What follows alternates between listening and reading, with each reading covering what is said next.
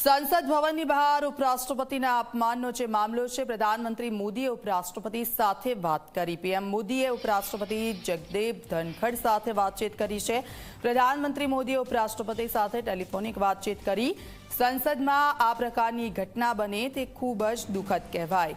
હું છેલ્લા 20 વર્ષથી આવા અપમાન સહન કરી રહ્યો છું. પ્રધાનમંત્રી નરેન્દ્ર મોદીની વાતચીત ઉપરાષ્ટ્રપતિ સાથે સંસદ ભવનની બહાર અપમાનનો જે મામલો છે, સંસદમાં આ પ્રકારના દુઃખદ ઘટના બની છે.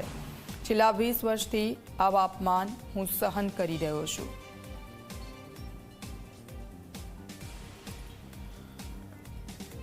તો સંસદ ભવનની બહાર ઉપરાષ્ટ્રપતિના અપમાનનો જે મામલો છે, પ્રધાનમંત્રી નરેન્દ્ર મોદીએ ઉપરાષ્ટ્રપતિ જગદીપ ધનખડ સાથે ટેલિફોનિક વાતચીત કરી અને ટેલિફોનિક વાતચીત દરમિયાન જે ઘટના બની તેને દુઃખદ ઘટના ગણાવી અને તેમણે આ છેલ્લા 20 વર્ષથી આવા અપમાન સહન કરી રહ્યા છે તેવું પણ કહ્યું.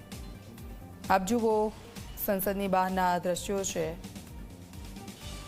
પીએમ મોદી કે જેમણે વાતચીત કરી ઉપરાષ્ટ્રપતિ સાથે અને સંસદની બહાર જે પ્રકારની પરિસ્થિતિ ઊભી થઈ હતી તેને લઈને તેમણે દુઃખ પણ વ્યક્ત કર્યું.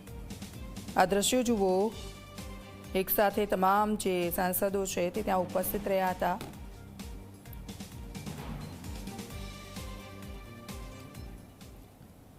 શરૂઆત કરીએ સ્પીડ ન્યૂઝની. મુખ્યમંત્રી ભૂપેન્દ્ર પટેલ દિલ્હીની